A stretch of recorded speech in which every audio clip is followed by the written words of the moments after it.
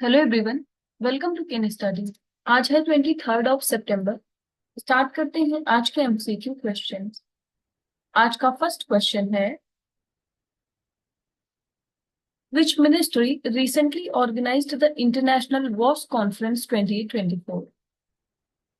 यहाँ पर आपसे पूछा जा रहा है, किस मंत्रालय ने हाल ही में अंतरराष्ट्रीय वॉस सम्मेलन 2024 का आयोजन किया।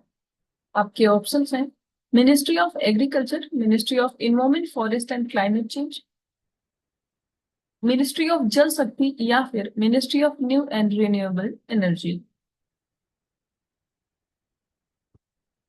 और इस क्वेश्चन में आपका करेक्ट ऑप्शन हो जाएगा ऑप्शन सी।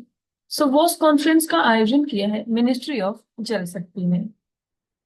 आप देख सकते हैं, द इंटरनेशनल वॉस conference 2024 organised by the department of drinking water and sanitation, ministry of Jal Shakti, held from 17th of September to 21st in New Delhi, and it aims to promote dialogue and collaboration for equitable and efficient water resources use for current and future generations. So ये जो conference थी, इसका theme रहा है sustaining rural water supply, and it will focus on addressing global water sanitation and hygiene challenges. So it serves as a platform for sharing knowledge, showcasing innovations and best practices. And this event has a special focus on achieving Sustainable Development Goal 6, जो कि water and sanitation से संबंधित है। तो आप ध्यान रखेंगे, international watch conference का आयोजन किया गया है नई दिल्ली में। बढ़ते हैं नेक्स्ट क्वेश्चन की ओर।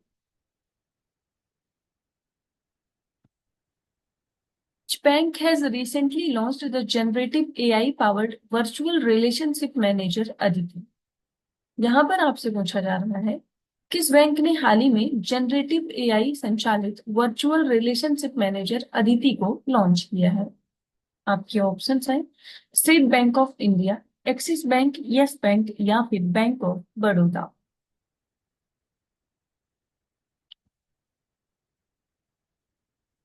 इस क्वेश्चन में आपका करेक्ट ऑप्शन हो जाएगा ऑप्शन बी। सो ये वर्चुअल मैनेजर लॉन्च किया है अदिति नाम का बैंक ऑफ बड़ौदा ने।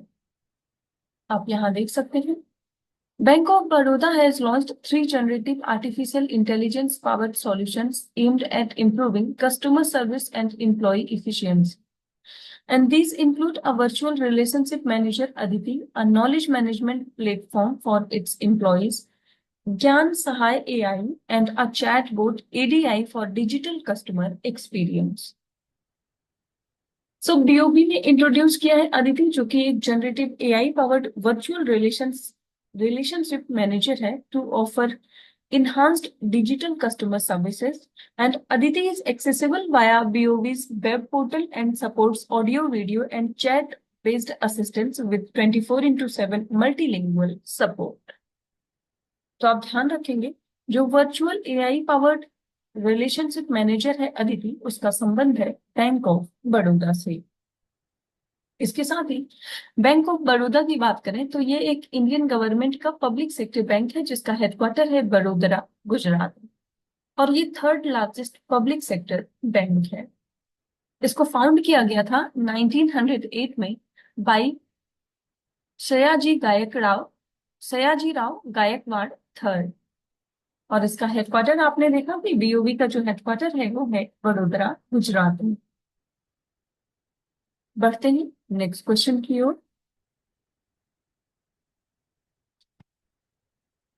And which of these have decided to work together in the area of sustainable water management? यहाँ पर आपसे पूछा जा रहा है, भारत और निम्न में से किसने सतत जल प्रबंधन के क्षेत्र में मिलकर काम करने का निर्णय लिया है। आपके ऑप्शंस हैं, यूरोपीय union, Asian development bank, world bank या फिर यूनाइटेड नेशंस इन्वायरमेंट प्रोग्राम।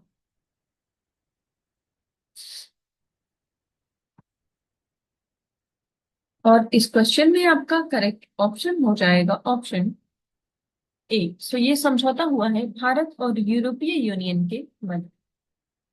आप देख सकते हैं India and European Union have decided to work together in the area of sustainable water management, and the EU ambassador to India praised European Union's growing partnership with India in water management during the inauguration of India-EU Water Forum on 18th of September.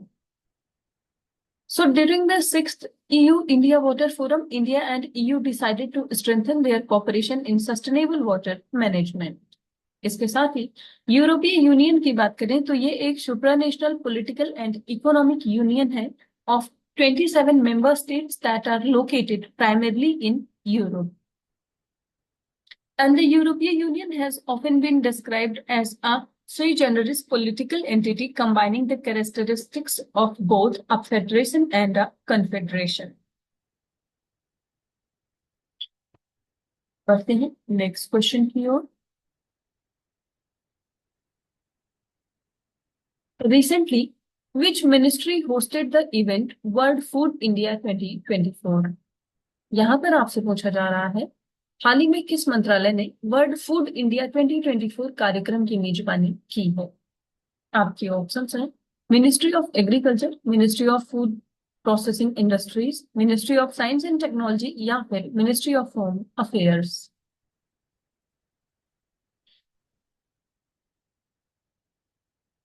और इस question में आपका correct option हो जाएगा option B.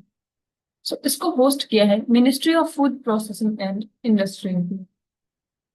आप यहाँ देख सकते हैं world food India 2024 was held from September 19 to 22 at Bharat Mandapam, New Delhi.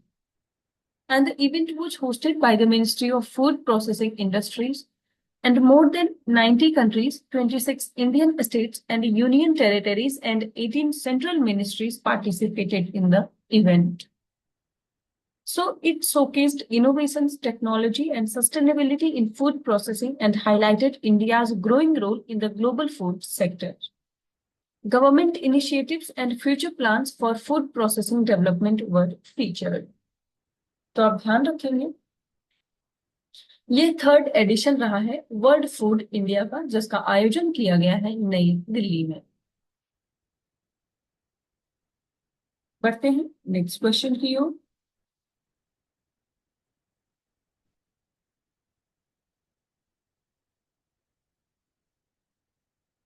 Which country is set to host the 2026 Commonwealth Games after Victoria, Australia withdrew due to high cost?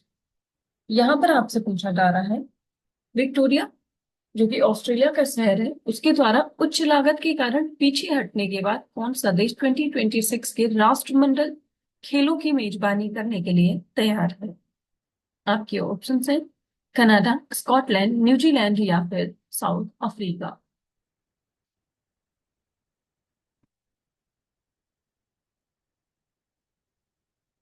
और इस question में आपका correct option हो जाएगा option B. सो Commonwealth games जिसका आयोजन 2026 में होगा उसको होस्ट करेगा स्कॉटलैंड। आप देख सकते हैं Scotland, backed by its government, is set to host the 2026 Commonwealth Games in Glasgow with €100 million invested by the Commonwealth Games Federation and €2.3 million from Commonwealth Games Australia. So Glasgow 2026 will not require financial underwriting from either the Scottish or UK governments, making it an innovative, cost-effective model. So CGF President Chris Jenkins emphasized that Glasgow 2026 will be a sustainable model aimed at minimizing costs while inspiring athletes and host cities. इसके साथ ही Commonwealth games federation की बात करें तो it governs the Commonwealth games and youth games promoting value of humanity, equality and destiny.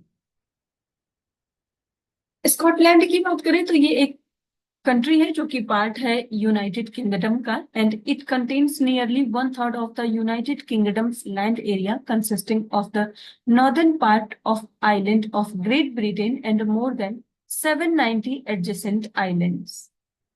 इसके साथ ही Scotland का जो लैंड बॉर्डर है वो केवल इंग्लैंड के साथ है और उसकी जो लेंथ है वो 96 माइल्स है और स्कॉटलैंड की कैपिटल है एडिनबर्ग। बढ़ते हैं नेक्स्ट क्वेश्चन की ओर। Consider the following statements regarding fencing of India Myanmar border.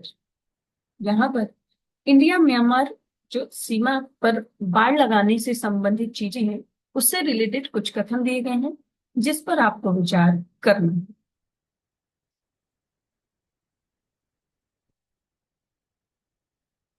First statement है the government has approved fencing the entire 1643 kilometer porous India Myanmar border.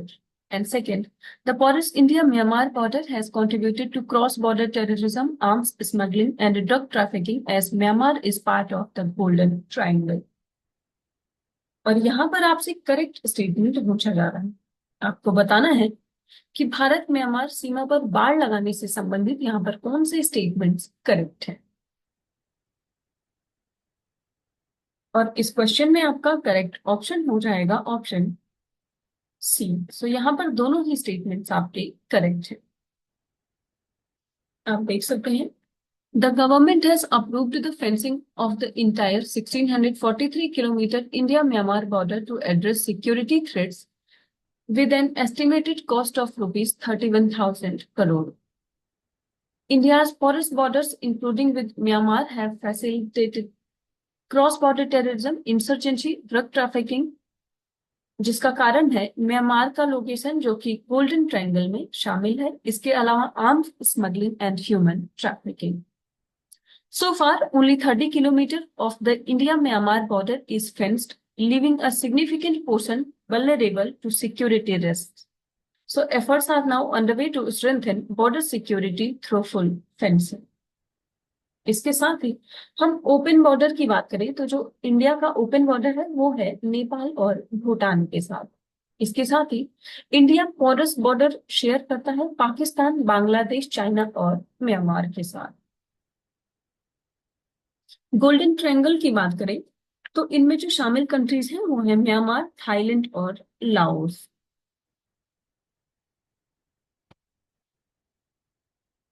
बढ़ते हैं नेक्स्ट क्वेश्चन की ओर। What is the primary objective of the India AI Innovation Challenge? यहाँ पर आपसे पूछा जा रहा है इंडिया एआई इनोवेशन चैलेंज का प्राथमिक उद्देश्य क्या है।